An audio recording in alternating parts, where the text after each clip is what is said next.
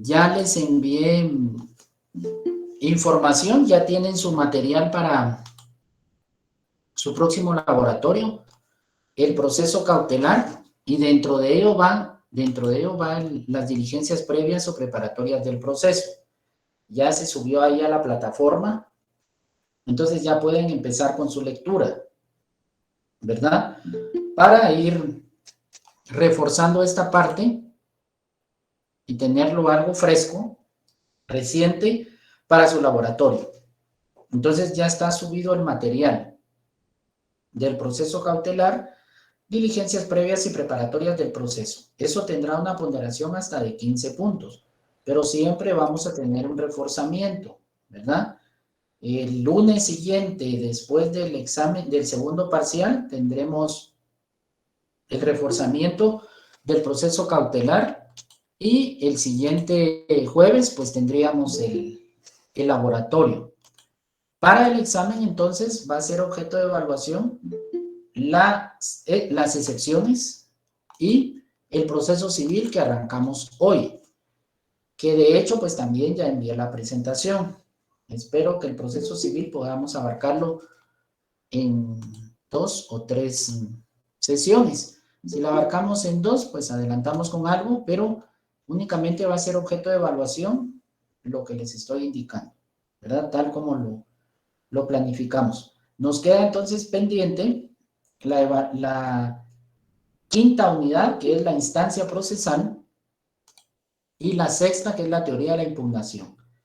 Esas dos unidades, 5 y 6, serán objeto de evaluación para el examen final, que tiene una ponderación hasta de 30. Entonces, en la instancia procesal vamos a ver todo el actuar de las partes dentro del proceso. Vamos a ver desde la demanda hasta la sentencia y las formas de terminar el proceso. Y en la sexta unidad vamos a ver la teoría de la impugnación, es decir, todos los remedios y recursos procesales que tengo para atacar o contradecir las resoluciones judiciales que me causan agravio. Por eso es que hay un poco más de contenido, porque vamos a ver todo ese interactuar de las partes en el proceso hasta la sentencia, y vamos a ver al igual qué medios de impugnación puedo presentar en contra de esas resoluciones que me notifican en el desenvolvimiento del proceso. Entonces, eso es, jóvenes, ya está ahí para que empiecen con su lectura, y al igual, el día del reforzamiento, prepárense, pregunten, participen, ¿verdad? Y no esperen hasta ese día el poder. Sí, espera uno el día para el reforzamiento, pero pues ya tuve una lectura previa o unas lecturas previas y que me generó duda o que no entendí, ¿verdad? O reafirmar el aprendizaje, pero no que ese día esté abriendo el material, ¿verdad? Porque entonces no tiene el objetivo que se pretende. Muy bien, voy a colocar la presentación de el proceso civil y vamos a ir abarcando el tema ahí. Solo acepto a algunos estudiantes que faltan aún, que se van incorporando. Licenciado, buenas noches. Buenas noches, dígame. Licenciada, disculpe, no sé si va a mandar el saludo para la asistencia. Pues casi ya no lo he mandado, pero solo lo pueden agregar ahí. Ustedes pueden escribir, no hay problema. Ustedes pueden colocar. Muy bien, gracias. Solo su nombre y su carnet. Después de que, por ejemplo, hoy le subí el link, ya un poquito tarde, que estuve un poquito ocupado, entonces como a las 5 creo que envié el mensaje ahí adjuntando el link. Entonces después de eso pueden ya empezar ustedes a colocar su nombre y su carnet. Bueno, cuando se me pase, porque algunas veces ya no me da tiempo, así como hoy. Muy bien.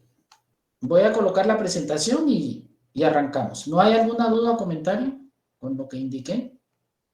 ¿Todo bien con las excepciones, jóvenes, o quedaron dudas? Porque no los vi así como muy convencidos con el trámite que se explicó. ¿Todo bien? ¿O les quedó alguna duda pendiente?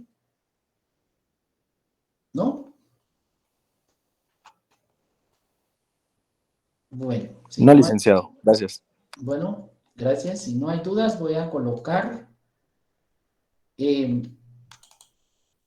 la presentación.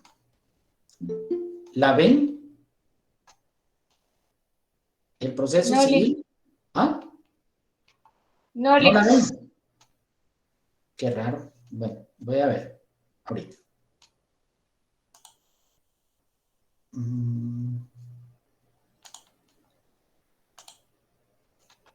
Tenía una anterior. Vamos a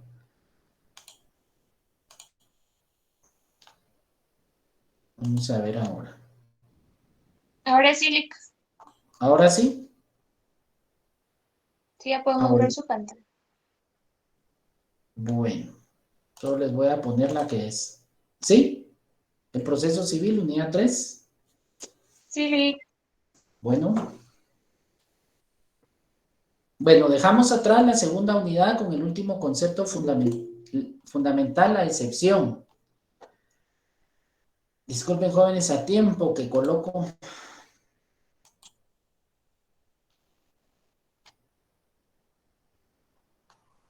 Bueno.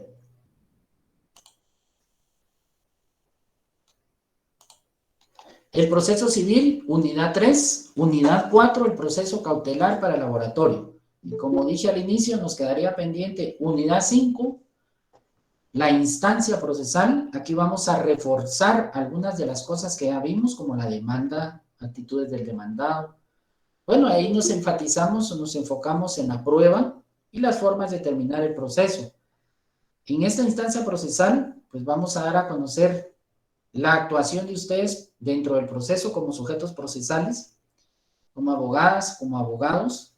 Ahí vamos a desentrañar por qué eligieron esta carrera, si saben qué hace un abogado, qué puede hacer y qué no, ¿verdad? Pero esto será parte de la quinta unidad, que es la instancia procesal. Muy bien, el proceso civil, unidad número 3, solo previo a iniciar, acepto alumnos acá que estaban en espera.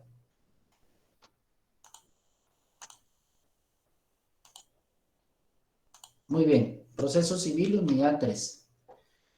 Vamos a ir viendo la definición, vamos a ver qué compone el proceso, qué clases de procesos hay, y van a darse cuenta que hay casi que mucha relación con las acciones, ¿verdad?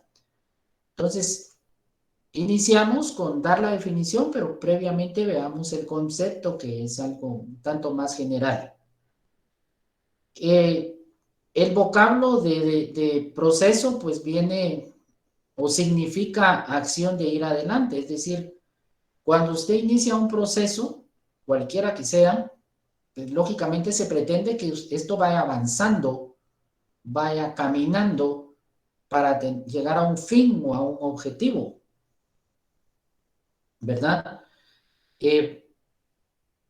Usted ahorita está en un proceso porque quiere ser abogado o abogada.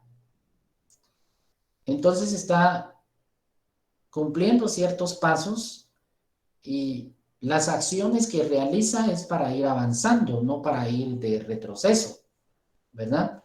Entonces, como el vocablo, eso nos da a entender de un proceso, una serie de pasos, es ir adelante, ¿verdad? Es el instrumento imprescindible, es decir, un instrumento necesario, indispensable, debe de estar para instrumento necesario para la realización y la efectividad del derecho al satisfacer los derechos subjetivos. Entonces, el proceso es un instrumento que tenemos al alcance para lograr satisfacer derechos, ¿verdad? Cuando lleguen con usted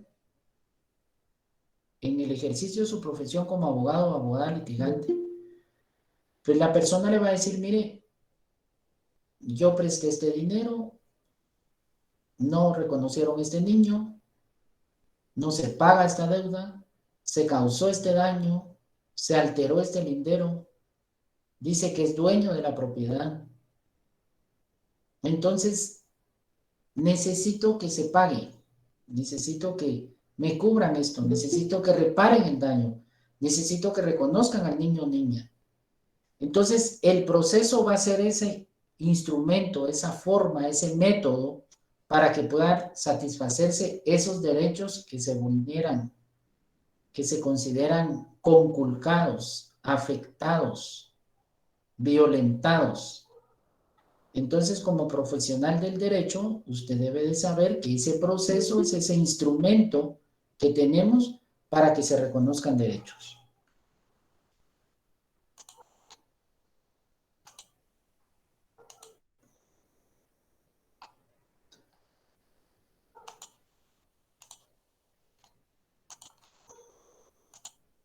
¿Verdad? Hay otras formas, digamos. Si nos quedamos solo en esta visión, recuérdense, conforme la teoría clásica, que abarcaba el derecho procesal, ¿verdad? Y una corriente más moderna o contemporánea, pues abarcaba otros aspectos. Entonces, cuando vemos acá, es cierto, el proceso es el instrumento. Ya vimos la acción, ya vimos la pretensión. Entonces, la pretensión, la acción se materializa como una pretensión.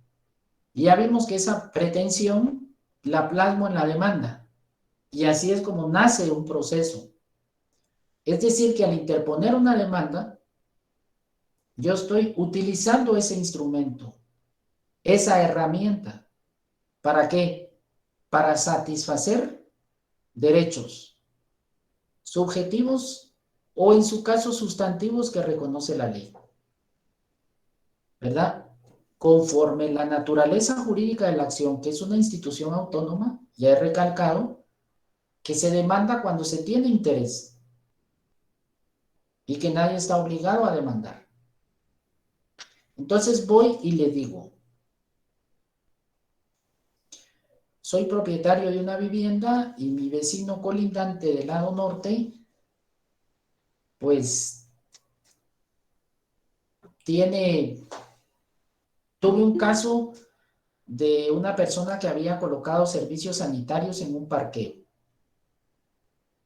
Entonces, el Código Civil establece dentro de las limitaciones al derecho de propiedad, porque la persona cree que porque ser propietario del inmueble le puede hacer lo que quiera. Bueno, conforme el derecho de acción que la Constitución le permite, sí, siempre y cuando la ley no lo prohíba o se afecten derechos. Entonces, este vecino, su pared empieza a humedecerse. Y pues no solo la pared, sino que abarcaba parte de su sala y todo eso, la construcción.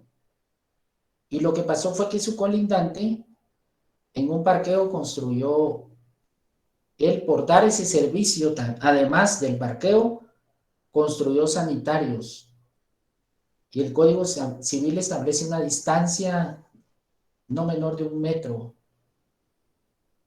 de la pared medianera o dar las condiciones para construir.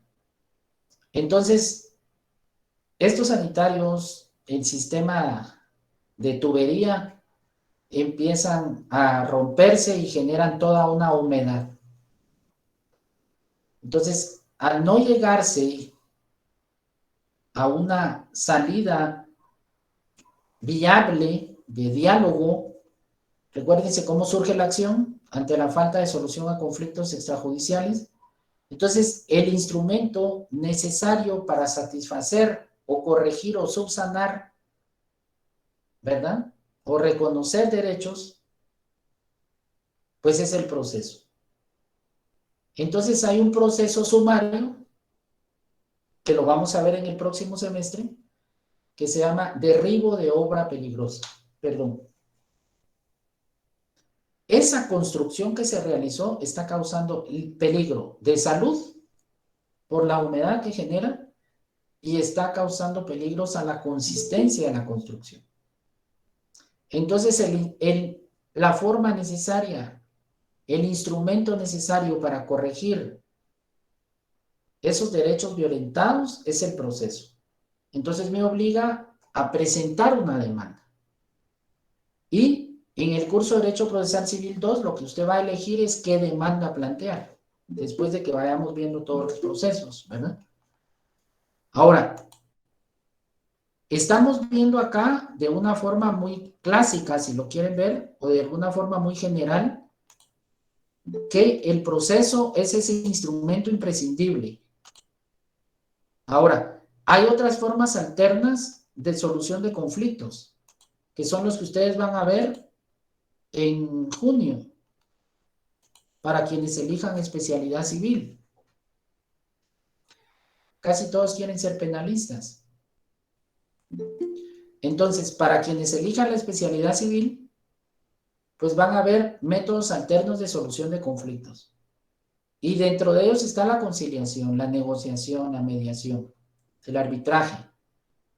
Estas personas en este conflicto del daño a la pared medianera, pues pueden ir a mediación. Sí, yo me comprometo a corregir, separo la construcción o aplico un revestimiento o no sé. Y conciliaron y no fue necesario entonces llegar a un proceso, porque tuvieron una salida procesal alterna.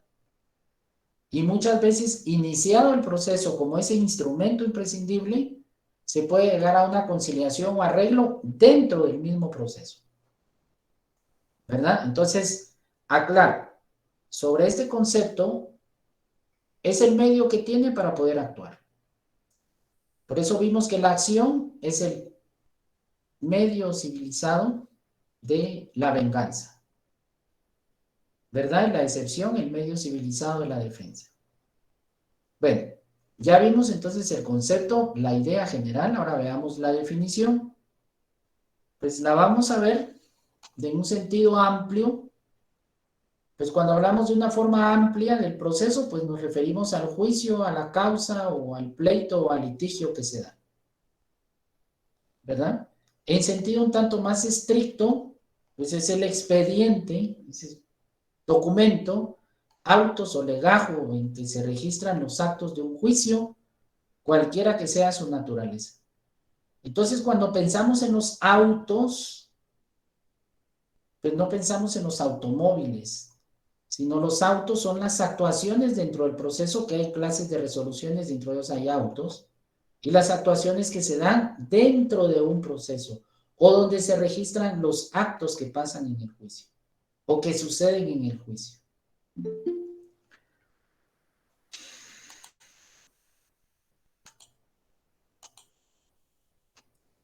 Voy a tomar una estrategia que quien se vaya integrando le voy a preguntar. Lo hice en la otra sección y no se ubicó la alumna en una cita legal. Bueno, ahora veamos el proceso civil. Esto es lo que más nos incumbe, ¿verdad? Pero vamos siempre de lo general a lo específico. Es el que se ventila y resuelve por la jurisdicción ordinaria. ¿Por qué? Porque hay una jurisdicción extraordinaria. ¿Cuál es? La justicia constitucional. Amparo, exhibición personal y constitucionalidad. Entonces, el proceso civil es el que se ventila y se resuelve por la jurisdicción ordinaria y sobre cuestiones de derecho, ¿qué? Privado en su esencia. Pero vengo de lo general a lo específico, ¿verdad? Entonces, cuando pienso en proceso, pues es un instrumento necesario, imprescindible para restaurar derechos o hacer valer derechos, sin perjuicio de las soluciones alternas que hay. Pienso en un sentido amplio, pues el proceso es un juicio, el litigio que se da, un tanto en sentido estricto también abarca el expediente legajo de autos. Pero para definir, para materia del curso, pues es todo esto, pero este se ventila y se resuelve en la jurisdicción ordinaria, no extraordinaria. Ahí vamos a ver las instancias del proceso en este punto. Y sobre cuestiones de derecho privado en su esencia. ¿Verdad? Entonces vemos allí de lo que implica el proceso civil. Pero partiendo desde el concepto de definición de proceso, para concluir o definir el proceso civil como tal. ¿Verdad? Entonces, cuando pensemos en proceso, como profesionales no tenemos que hacerle el feo. Y es que una de las cosas es que generalmente pensamos en tiempo. Y es por ello el fin de la creación de soluciones alternas o centros de mediación, como conciliación, mediación, porque estos pretenden llegar a acuerdos más rápido. Incluso los abogados lo solicitan. Y los jueces en la etapa de conciliación podemos proponer fórmulas, formas de conciliación, porque sabemos lo que muchas veces complica el asunto, el llegar hasta la fase del proceso. La ley del organismo judicial le establece una prohibición al juez de emitir opinión antes de lo que vaya a decidir. Yo estoy en una audiencia y uno ya sabe cómo va encaminado el proceso. Ya sabe las deficiencias que hay por alguna de las partes, incluso tal vez ya sabe o puede predecir el resultado conforme lo que se dé. Sin embargo, por esa prohibición no puede uno adelantar opinión, porque entonces alguna de las partes lo recusa. Usted ya no puede conocer porque ya emitió opinión. Entonces uno debe de recusarse, de excusarse, perdón. Entonces, debe de tener uno ese cuidado. Sobre esa base es donde en la fase de conciliación uno debe tener el cuidado porque no le va a decir, mire, así como va usted, usted va a perder. No, eso no lo puede decir. O mire, usted no tiene los medios de prueba para demostrar. En la fase de conciliación o una solución alterna, uno les puede hacer ver, mire, esta es una situación más rápida, ¿verdad? Si usted inicia un proceso, pues lógicamente puede tener un gasto. En tanto, si usted concilia, puede que tal vez no tenga todo lo que pretende, pero sí una parte que va a ser incluso mejor que el que tenga que obtener este gasto. Por ejemplo, entonces las partes pueden llegar a esa conciliación. El asunto es cuando no hay conciliación, ¿verdad? Entonces, seguimos con el proceso tal cual es. Y el actuar de ustedes va a ser la dirección técnica de su cliente. Usted le va a dar una asesoría profesional y una orientación profesional. Y le va a sugerir algún tipo de actuación. Pero su cliente le dice, no, hagamos esto, lleguemos hasta ahí, pues usted como abogado o abogada va a actuar en lo que se implica. Pero muchas veces las partes dependen de lo que sus abogados les indiquen. Y también se ha visto la otra cara de la moneda, que a veces las partes quieren conciliar y los abogados, algunos o algunas, han obstaculizado tal vez algún aspecto que podría haberse dado. Entonces, la carrera es tan noble, tan amplia, que le permite poder ejercer en áreas amplias, pero sí es importante la preparación técnica que usted tenga al momento incluso de llegar a una audiencia, ¿verdad? Entonces, ¿estoy pensando que el proceso es ese instrumento imprescindible, necesario para reconocer derechos? Claro que sí, pero también hay otras salidas procesales o unas soluciones alternas. Alterno es otra opción que tengo en lugar del proceso. Entonces, no pensemos que el proceso es como algo negativo, sino que es el medio establecido, es una institución, el medio establecido para ello. No es lo mismo que usted vaya, por ejemplo, con un médico particular, donde no tiene ni un paciente, y usted llega y le dice, viene, sí, está el médico tal, sí, pase. A que usted acuda, por ejemplo, al Instituto Guatemalteco de Seguridad Social o acuda al hospital, donde hay una mayor cantidad de personas.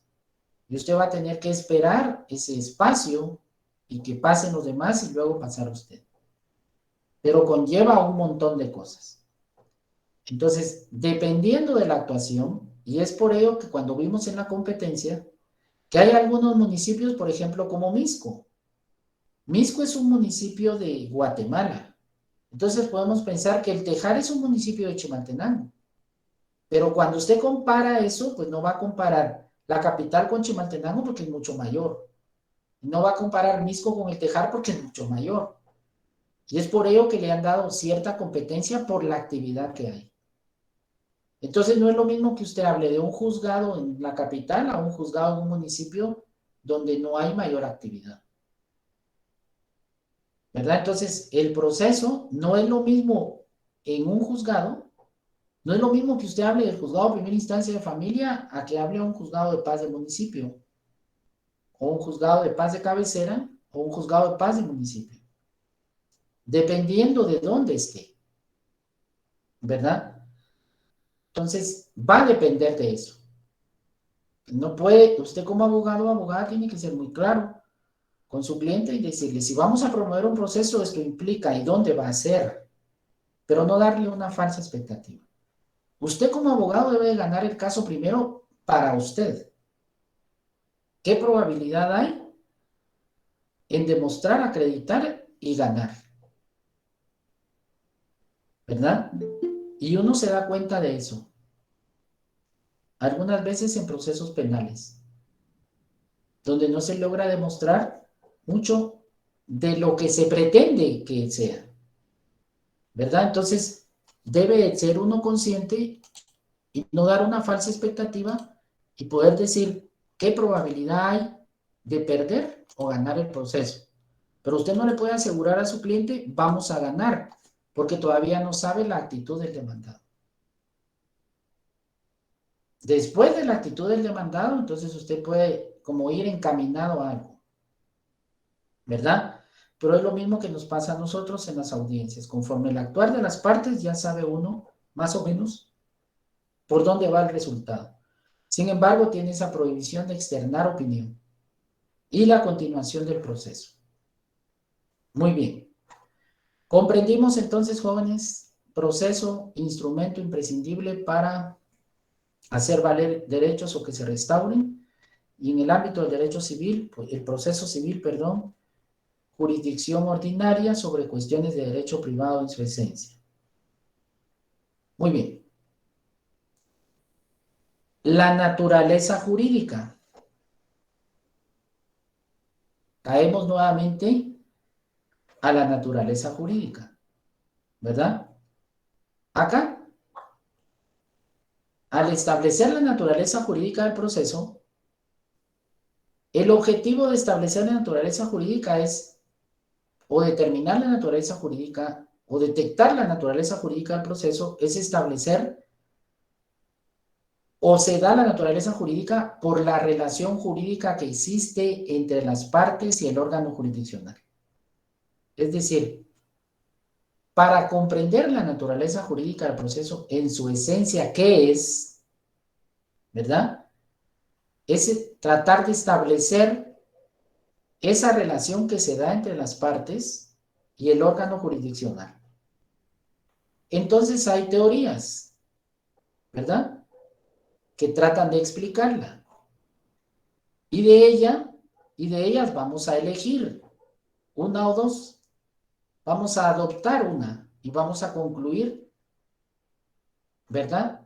En sí, ¿qué es la naturaleza jurídica del proceso? Y por consiguiente, ¿qué es su esencia? La primera teoría que trata de explicar la naturaleza jurídica del proceso establece que es una relación jurídica, ¿verdad? Y cuando pensamos en una relación, pues nosotros sabemos muy bien que es una relación, interrelacionarse, ¿verdad? Tener cierta comunión, interactuar, ¿verdad?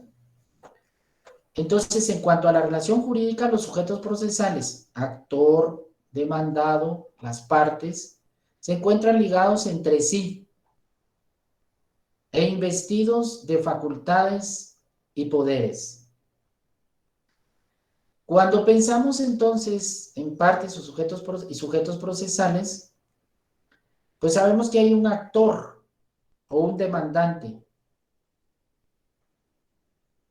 El actor está investido de facultades, de poderes. Tiene el derecho de accionar, el derecho de actuar, el derecho de pedir, el derecho de impugnar resoluciones judiciales, ¿verdad?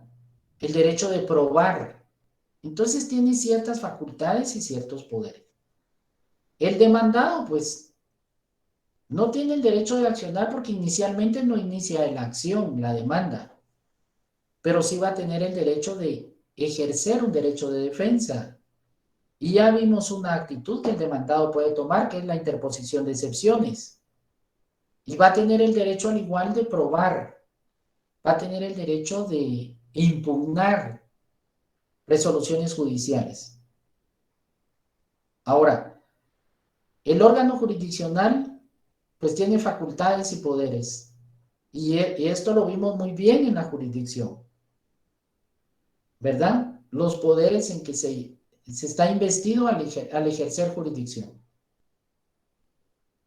Entonces, facultad de convocar, ¿verdad? De conocer, de coercibir, de utilizar algún método coercitivo para hacer comparecer a las partes al proceso, de juzgar y de velar porque se ejecute lo que juzgó. Esos son los poderes de la jurisdicción y que en latín nos lo daban el notio, el vocatio, el coertio, el judicium y el executio. Entonces lo acabo de resumir en esto. Entonces esta teoría es aceptada, por eso está entre paréntesis ahí. Es decir, puede pensarse que la naturaleza jurídica del proceso es que es una relación jurídica, ¿verdad? Porque las partes, sujetos procesales, están investidos de facultades y de poderes, y que ya expliqué. Y eso lo vamos a ver en la instancia procesal, cómo interactúan las partes, ¿verdad? Entonces, esta es admitida. Ya les indiqué que el actor, pues, derecho de demandar, derecho de probar, derecho de impugnar, demandado, derecho de defenderse, de probar, de impugnar, juez, poderes propios de la jurisdicción. Bueno, la segunda teoría establece que es una situación jurídica. Esta contradice la primera porque dice, no existe una relación, sino que las partes se encuentran sujetas al orden jurídico. Y eso es cierto, pues. Estamos en una situación sujetos a un orden jurídico. Ahora, se establece que es una situación, ¿por qué? Porque además de estar sujetos a un orden jurídico, estamos en una situación frente a la sentencia. Es decir que cuando actuamos dentro del proceso, estamos en una situación en espera de lo que se decida en la sentencia. Entonces nos coloca en una situación posicional. Es decir, yo soy parte demandada, espero el resultado de la sentencia. Soy parte actora, espero el resultado de la sentencia. Pero cada uno de nosotros tenemos una pretensión. En el juicio, ejemplo del juicio ordinario de paternidad y filiación, ¿qué es lo que pretende la parte actora? Que se logre demostrar que el niño o niña es hija o hijo del demandado. Y que esto le va a generar derechos a ella y obligaciones a él. Pero el demandado que pretende que se declare sin lugar la demanda, ¿por qué? Pues dudo de la paternidad, o no estoy en la posición, condición o disposición de tener que cubrir una pensión alimenticia. Ni mucho menos que participe de la herencia, ¿verdad? Entonces, si en caso se tuviesen bienes, si no los dispongo en vida, o me obliga a disponer bienes en vida porque no le quiero dejar nada, por ejemplo. Hay actitudes de todo. Entonces, en cuanto a la situación jurídica, Estoy ante un ordenamiento jurídico, pero estoy ante una situación frente a la sentencia, ¿verdad? Y se considera entonces, por esto, que pues el proceso se considera una entidad compleja, una entidad jurídica compleja, debido a que hay pluralidad de elementos estrechamente coordinados. Entonces, se pretende, se hace ver que esta situación jurídica nos coloca en una situación un tanto subjetiva, ¿verdad? Se considera que el proceso es una cuestión compleja, que se pueden dar pluralidad de elementos, pero que en determinado momento, y así debe ser, estén estrechamente coordinados. Esta teoría de que se considera una situación jurídica, pues no es del todo aceptada, ¿verdad? Por eso es que no tiene ninguna indicación ahí. Por último, el proceso como una institución. Esta teoría trata de establecer y explicar que el proceso como institución es un conjunto de actos, un método creado por el derecho para obtener un fin. Esta, pues también es aceptable y pueda considerarse que es la más aceptable. Entonces podríamos concluir y definir y quedar claros en esto que la naturaleza jurídica del proceso es una institución. En principio es una relación jurídica, pero concluimos que el proceso es una institución. Una institución que, un método, creado ¿por qué? Por el derecho o creado por la ley. Y por eso veíamos que es el instrumento imprescindible. Y es por ello que vamos a ver el proceso como tal. Y en el curso de Derecho Procesal Civil 2 vamos a ver todos y cada uno de los procesos. Como esa vía, como ese instrumento para hacer valer derechos que se consideran vulnerados o que pretendo que se reconozcan. ¿Verdad? Ejemplo, una pensión alimenticia que está obligado el ascendiente, es decir, el padre, para sus hijos o hijas, pero se ha incumplido. Entonces me veo en la obligación de tener que promover un proceso, ese método creado por el derecho para obtener un fin. ¿Qué fin? Que se le obliga a que cumpla con dar alimentos. Y los alimentos abarcan, según el Código Civil, ropa, comida, salud, educación y vivienda. Entonces, sobre esos rubros que abarcan los alimentos, pues debe establecerse una cantidad de dinero, de acuerdo a la condición económica de quien da y quien recibe. Y a través del proceso, entonces, pretendo que ese derecho sea restaurado, porque por cierto tiempo no hubo la prestación de alimentos. Entonces, tiene que darse, ¿verdad? Entonces, necesito a través de ese complejo de actos, ese método creado por el derecho, que se me restauren esos derechos, que considero que se me fueron afectados, ¿verdad? Entonces, jóvenes, concluyendo en relación a la naturaleza jurídica, podemos decir que la naturaleza jurídica del proceso es que es una relación jurídica y que es una institución. Por eso es que cuando estamos hablando de algunas figuras procesales, hago referencia a institutos procesales. Entonces, cuando usted piensa que el proceso es una institución, entonces, ¿para qué institución trabaja? Pues trabajo para la municipalidad, trabajo para... Entonces, rápido, hace usted una ubicación física en un edificio. Pero esas son instituciones jurídicas que tienen, son físicas, pues, también. Pero hay unas instituciones jurídicas que no precisamente tienen un cuerpo físico. Entonces yo le digo, ¿dónde está la institución de las excepciones? ¿Dónde está la institución de los alimentos? ¿Dónde está la institución del matrimonio? ¿Verdad? ¿Dónde está la institución del contrato? ¿Verdad? ¿Dónde está la institución de la prescripción? ¿Dónde está el instituto jurídico o el instituto procesal de la prueba? Pues entonces la va a encontrar en la norma. Entonces, al establecerlo como una institución, es eso, un método creado por la ley para que obtenga yo ese fin.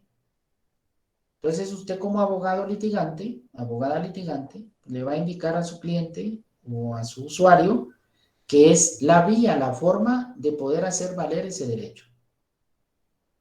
Y como juez o jueza, va a saber que ese instrumento, ese método establecido en la ley, es la herramienta que usted tiene para que a través del ejercicio de la jurisdicción reconozca esos derechos, ¿verdad?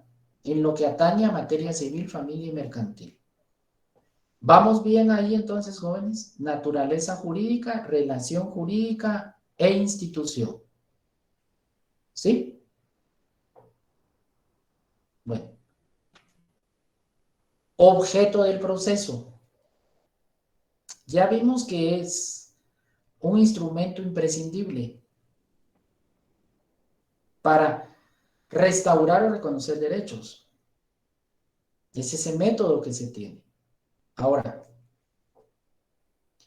a través de ese instrumento o ese método, pues pretendemos un fin, un objeto.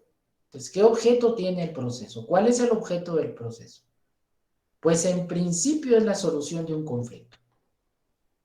Recuérdense que la acción nace ante la falta de una solución extraprocesal o extrajudicial a un conflicto entre particulares. Entonces, cuando se promueve la acción y se interpone la demanda, lo que persigue es la solución del conflicto. También la solución de un litigio, la aclaración de una controversia. Esa es la razón de ser del proceso, ¿verdad? Cuando hablamos de litigio, pues hay un pleito entre dos. Uno cree tener la razón y el otro también. Uno cree tener el derecho y el otro también. Entonces hay que llegar al proceso para que se reconozca a quién le asiste ese derecho, ¿verdad? Entonces, al final, a través del pronunciamiento de la sentencia, se pretende la solución del conflicto y el reconocimiento del derecho a quien le corresponde, o restaurar ese derecho que se quebrantó. Bueno, ese fin, o ese objeto del proceso, tiene un fin de naturaleza privada y también tiene un fin de naturaleza pública. Cuando pensamos en el fin de naturaleza privada, pensamos en que este objeto del proceso, por ser de naturaleza privada, ¿a quién le sirve? A la persona del actor, ¿verdad? Como instrumento para obtener mediante la decisión del juez la satisfacción de una pretensión. Eso es privado, eso es del actor. Bueno, también podría ser en determinado momento el demandado. Mire, se me demandó, interpuse tal excepción, fue declarada con lugar y se terminó el proceso. Entonces tengo una satisfacción personal. O sea, se resolvió ese conflicto entre él y yo, a mí se me reconoció o no se me reconoció el derecho o se me venció en el proceso, ¿verdad? Pero ese fin de naturaleza privada es en principio para la persona del actor, porque es quien promueve la demanda que generalmente dice tener el derecho o que tiene el derecho en realidad, ¿verdad? Ahora, este objeto del proceso también tiene un fin de naturaleza pública. Y la naturaleza pública va más allá de lo privado. Va más allá de la satisfacción personal. Abarca esa satisfacción personal. Pero es la suma de esas satisfacciones, esta naturaleza pública. Entonces, ante la suma de esas satisfacciones personales, propias, privadas, se persigue entonces la realización del derecho y el afianzamiento de la paz social. Entonces, hablábamos que la acción es el método es el método civilizado o sustituible o susceptible o sustituible de la venganza. O sea, yo no voy a tomar venganza así, sino voy a promover una acción. Entonces, sustituyo la venganza así por una acción. Entonces, de naturaleza privada, se satisfizo mi necesidad. Hubo una satisfacción a mi pretensión. Pero eso es para mí, ¿verdad? Pero es de naturaleza pública porque no soy solo yo, sino que está él, ella, ahí. Entonces, esto va creando como objetivo el afianzamiento de eso. Sin embargo, concurren otros presupuestos. La creación de la ley o la tramitación del proceso no es la solución a todos los conflictos, porque hay conflictos que no ameritan el pronunciamiento de una decisión judicial, sino esto ya incumbe en una solución social, bajo una política de gobierno. Entonces, a través de una resolución judicial, no se pretende solventar todo el problema, porque eso sería una falacia, ¿verdad? Sería un argumento falso. Algunos conflictos sí, otros conflictos no. Recuérdese que el derecho está dividido en ramas y lo dividimos desde el principio en derecho público y derecho privado. Y en lo que incumbe a este proceso, pues nos estamos refiriendo solo a aspectos propios de esta área. Pero si usted va a querer meter en todo esto, todas las ramas del derecho, pues no va a poder encontrarse una solución. Si pensamos, por ejemplo, en el derecho penal, ¿cuáles son los fines de la pena? Usted lo vio en derecho penal. Eso está en la norma. Pero a cada uno le toca un rol. Agente de Policía Nacional Civil tiene una función, Ministerio Público tiene una función, Defensa Pública una, INASIF una, organismo judicial otra. Todos deberían de concurrir en esto. Pero pensemos que cada quien hizo su tarea y se llegó a la sentencia. Bueno, entonces se logró una sentencia condenatoria. Pero luego pasa esta persona a un sistema penitenciario. El sistema penitenciario está cumpliendo bien su rol. Entonces concurren varios. Por ejemplo, y si fuera tema de niñez en conflicto, por ejemplo, cuando usted examina la situación personal del adolescente en conflicto, va a encontrar un antecedente de vida antes y que una resolución judicial no le va a resolver eso. Y si hablamos de adolescentes en protección, peor aún, ¿verdad? Se supone que la familia es el lugar donde se recibe cuidado, abrigo, protección, formación, amor y todo lo que usted quiera agregarle. Pero en la familia es donde el niño, niña o adolescente es donde más ha sufrido y más se han violentado sus derechos. Entonces se pone a disposición de un juez y el juez lo que va a hacer es decretar una medida de protección a fin de que cese eso. Pero ¿a dónde va? ¿El sistema de Estado se lo permite? ¿Está cumpliendo el rol acá? ¿O el juez dicta una resolución contraria a esos derechos? ¿Verdad? Entonces, cuando pensemos en derecho, jóvenes, no metamos todo en un solo molde, en un solo recipiente, porque no vamos a poder encontrar una solución así. ¿Verdad? Ahora, cuando pensamos en el fin de naturaleza privada, por ejemplo, si fue una deuda y se le embargó una cuenta, por ejemplo, pues se ejerció un medio de presión y la persona ante eso fue a pagar. Entonces sí me pagó todo. Mi fin quedó satisfecho, mi objetivo de proceso. ¿Verdad? Y si ese resultado tienen todas las demandas y que a todos los que se les debe, ese es el resultado, entonces hay un afianzamiento a la paz social. Y este fin privado entonces tiene un fin de naturaleza pública. ¿verdad? Ahora, cuando esto se refleja de manera insatisfactoria acá, pues también se va a reflejar acá. Pero lo importante que usted debe tener cuidado, debe tener presente, perdón, es que cada caso es individual. Y cuando se habla de personas no podemos hablar de fórmulas, porque cada quien es único y cada quien va a actuar como considere. Entonces, cada situación es personal y distinta.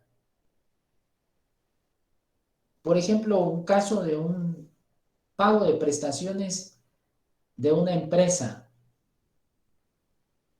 ¿verdad? Que se lleva a un proceso laboral, el abogado lleva la asesoría profesional y dirección y luego la empresa una venta de aguas, de bebidas gaseosas, no le paga sus honorarios profesionales. Presenta la demanda y pide como medida precautoria embargo de cuentas. ¿Qué implicó el embargo de la cuenta de esta empresa distribuidora de bebidas gaseosas? Embargada una cuenta. ¿Qué les ata? Pagar proveedores, trabajadores y todo. Al siguiente día le estaban pagando al abogado para que se liberara. Pero eso es porque estamos hablando de una empresa así.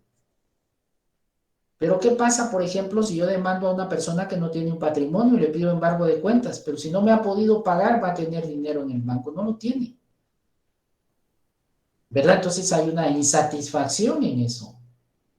Pero esto ya no incumbe, ¿verdad? Ya no incumbe tanto al órgano jurisdiccional o ya no incumbe tanto a su actuar como abogado. Ahora, usted está como notario y llegan estas dos personas y dice, mire, yo le voy a prestar 10,000 quetzales a él. Sí, pero no va a dar un tipo de garantía. No se está estableciendo un fiador, una garantía mobiliaria, una motocicleta, una computadora. No, yo creo en su palabra y que somos amigos y todo. Bueno, esa fue decisión de ellos, pero usted cumple con asesorarlos. Y luego hay incumplimiento de la obligación. Promovamos la demanda, el instrumento imprescindible. Pero no hay bienes que embargar, no hay un patrimonio que se pueda ejecutar. Entonces puede en determinado momento haber una insatisfacción privada. Pero no depende, como les digo, solo del cumplimiento de la ley. Si con una resolución judicial a favor de un niño o niña en protección uno le solventara la vida, eso sería magnífico. Pero traen un proceso de vida y solo la resolución judicial no la va a cambiar. Va a subsanar algo, va a corregir algo, pero no el todo, ¿verdad? Entonces, cuando les digo esto, quiero que nos enfoquemos en el área de donde estamos. Porque si yo, como les digo, pretendo poner todas las áreas de derecho en un solo molde y concluir en esto, no lo voy a encontrar así, ¿verdad? No lo voy a encontrar así. Yo tengo competencia en materia penal para conocer delitos que no superan los 5 años por un procedimiento que se llama, de prisión, que se llama procedimiento de delitos menos graves. Y les explico esto para que entendamos ese fin del proceso. Pensemos en un proceso oral de alimentos, ¿verdad? Entonces, y la parte actora, la parte demandante, pensemos que es la mamá de los niños, inicia un proceso primero como un juicio oral para que se fije una pensión alimenticia en sede de un juzgado de paz, si no supera la pensión de 500 quetzales o si supera la pensión de 500 en sede de juzgado de familia.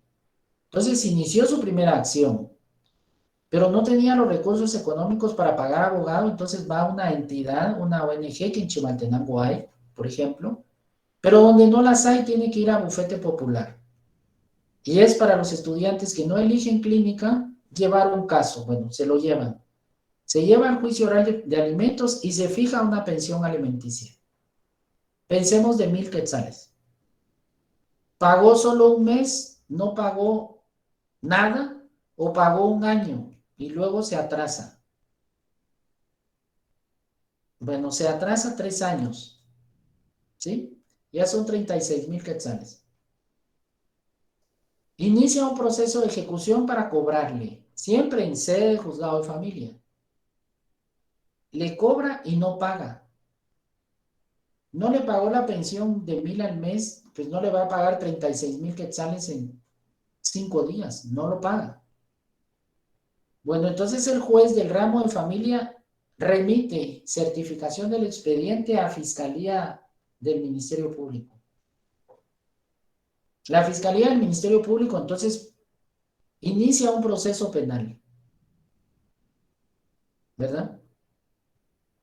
Y formula una acusación en un juzgado de sede penal, donde yo ejerzo jurisdicción. Entonces señalo la audiencia de conocimiento de cargos para discutir esa acusación. Y está allí el sindicado. Tengo que velar por derecho de defensa. No tengo abogado. Se le designa a la defensa pública. Suspendo audiencia y tenemos una audiencia con abogado defensor público. Pensemos. De los 36,000 quetzales, iniciamos la audiencia. Propongo conciliación. Y en algunos casos la persona ha dicho sí, le voy a pagar. O sea, veamos una solución alterna como un criterio de oportunidad, una suspensión de la persecución penal y la persona va pagando. Entonces hay una satisfacción privada porque le va pagando si eso es lo que quiere la señora. O algunos le pagan en el momento. Muy pocos, porque ya saben que están en sede penal. Pero hay algunos jóvenes que no. Entonces se intenta la conciliación. Porque la persona ya viene con un desgaste, ya lleva 2 procesos en sede de familia y ahora está en un proceso penal. Y hay personas que llegan, no, yo no le voy a pagar, yo no puedo, yo no tengo, si quiere que me meta preso, ese es como un mecanismo. Bueno, entonces entramos a discutir caución económica, 15,000, digamos, no la paga, se va a prisión preventiva, está. Llegamos al debate, lo condeno. 2 años de prisión, conmutables. Pensemos que en lugar de irse a cumplir la pena de prisión, la familia o algo, no sé, vende y conmutan la pena. Ya pagó su pena penal, su sanción penal. Pero en esa misma sentencia se le condena en reparación digna o responsabilidad civil a pagar los 36,000 quetzales. Entonces, jóvenes, la persona lleva ya 3 procesos, uno penal, y sigue con los 36,000 quetzales. ¿Verdad? Porque la sanción penal establece una situación, pero está la reparación digna o situación civil. Entonces, usted sabe que al llegar hasta esa fase, lo preferible es que mejor pague de alguna forma. Hay personas que han dado un terreno, pagan con un vehículo o una suspensión condicional de la persecución penal, pero en sede penal, y ahí deba de pagar. ¿Alguien iba a preguntar? Sí, Lick, buenas noches, le saluda Ronnie. Ajá, dígame.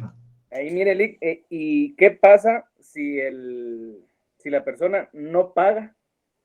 Vamos, aquí estamos hablando de la manutención y todo eso, 2 años y paga la multa, pues, o sea, los 36,000 quetzales sale, ¿verdad? Pero si no llega a pagar. Va, mire pues, lo que pasa es de que cuando estamos en sede penal, lo que se está discutiendo es una responsabilidad penal, porque el delito se llama negación de asistencia económica y tiene una sanción penal, que puede ser de 6 meses a 2 años. Eso es lo penal. La obligación civil o la reparación digna persiste, ahí están los 36,000, porque él se lo fijó un juez en sede de familia, le cobró un juez en sede de familia los 36,000 y no pagó, por eso llegó a un juzgado del orden penal. Pero me refiero a que la norma está creada así. Entonces, llega la audiencia y dice, yo no tengo para pagar, no tengo para pagar. Bueno, entonces discutamos. Caución económica. En algunos juzgados han fijado los 36,000. Pensemos que le fijaron caución económica de 36,000 y no la pagó. O pensemos que se le fijaron 10,000, pero no tiene para pagar. Entonces, continuamos con el proceso y él en prisión preventiva. Llegamos al debate y lo condeno. 2 años de prisión conmutable. ¿Sí? Entonces, pongamos que por su capacidad económica se le pusieron lo mínimo 5 quetzales por día. Entonces ponemos 365 por 5, son 1825. 1825 por 2, 3650 tendría que pagar él, si le ponemos los 5 quetzales por día, porque pueden ser 5 hasta 100. Va, pero pensemos que le pusiéramos 10, ¿verdad? 365 por 10 días. Son 3,650 en un año. 3,650 por 2, él tendría que pagar 7,300 a cambio de no cumplir los 2 años de prisión. Pero siguen los 36,000 allí. Entonces, pensemos que la familia dice, en lugar de que estén los 2 años, ahí sí reunamos los 7,300 y conmutan la pena. Entonces, él penalmente ya lo resolvió y sale. Y siguen los 36,000. Entonces, la señora, la agraviada, ya lleva 3 procesos, uno, el último en sede penal, y siguen estando los 36,000 ahí. ¿Por qué?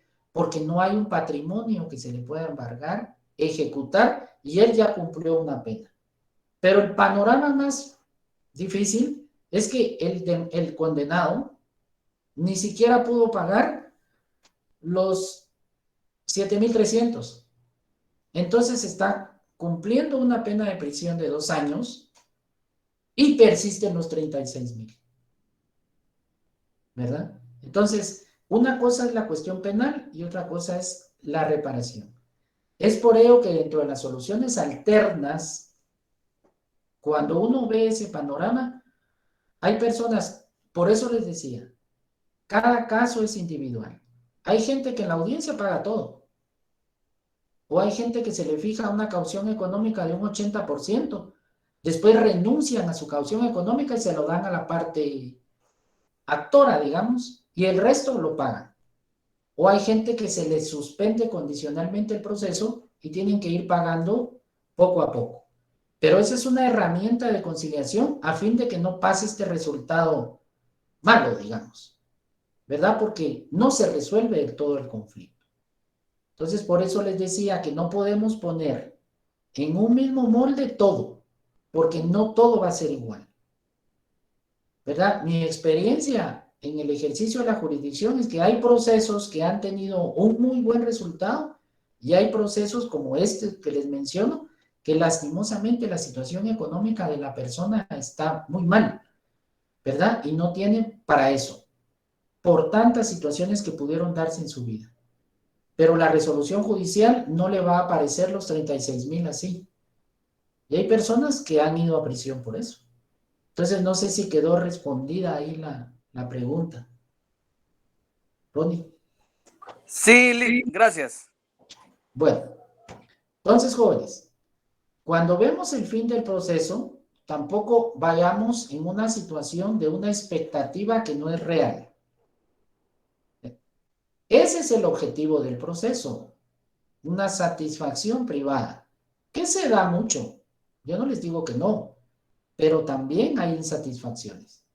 Y el ejemplo que les doy es lo que yo veo en esos procesos de pensiones alimenticias, de negación de asistencia económica.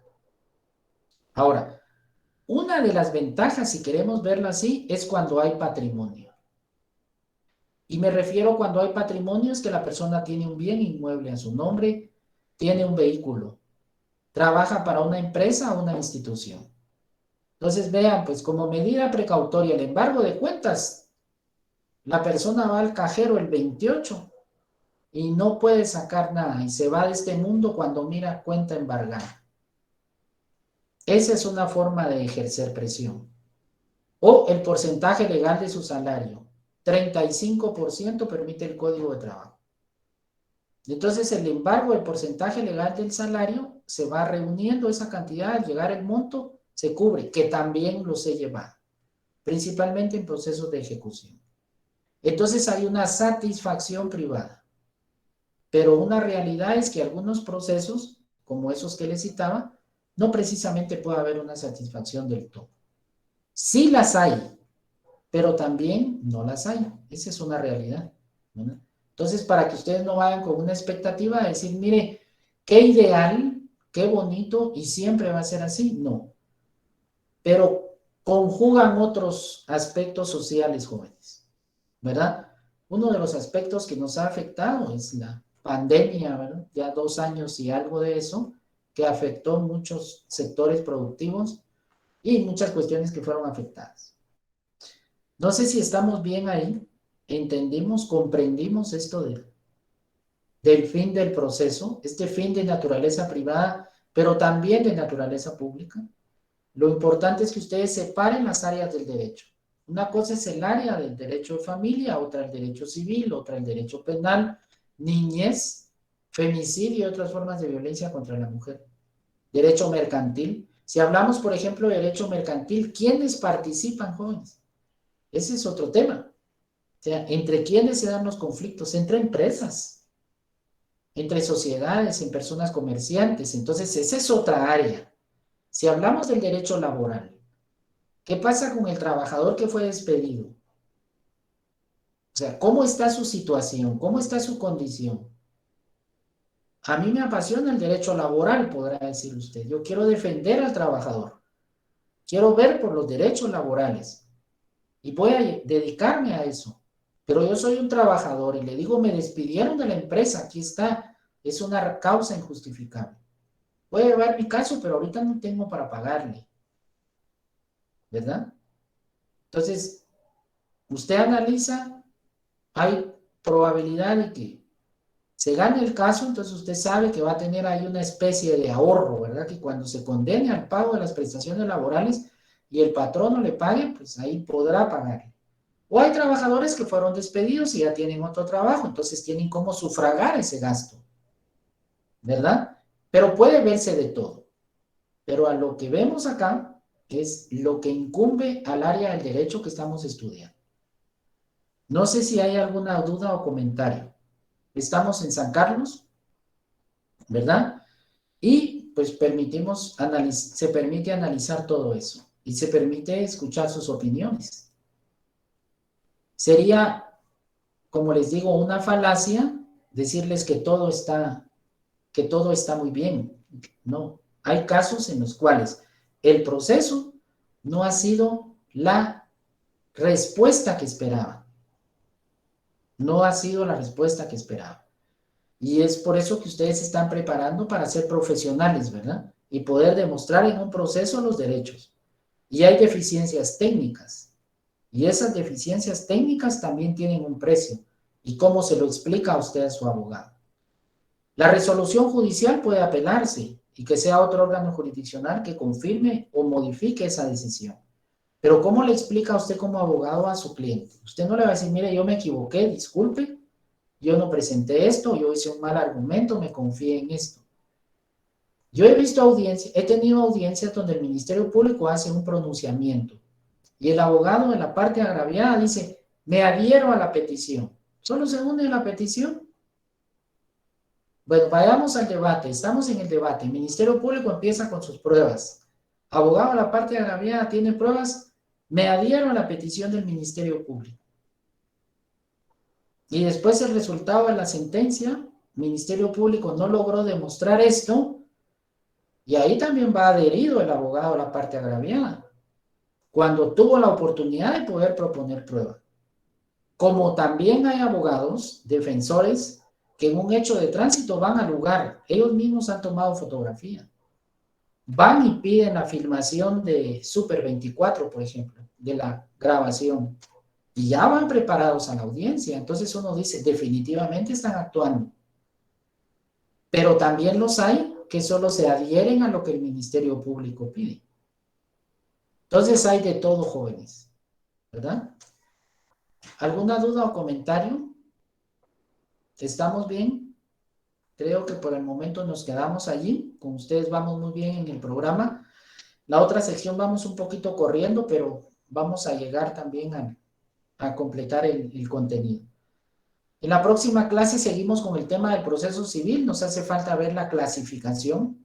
Nos hace falta también ver la doble instancia, que ese es un tema que nos va a dar un poquito de análisis. ¿Cuándo surge, verdad? ¿Por qué surge? Porque a veces genera confusión. Muy bien. ¿Alguna duda o pregunta? ¿No? ¿No? No, licenciada, ahí estamos. Gracias. Muy bien. Para servirles entonces, es un gusto saludarles. Nos vemos Dios mediante el día lunes con ustedes.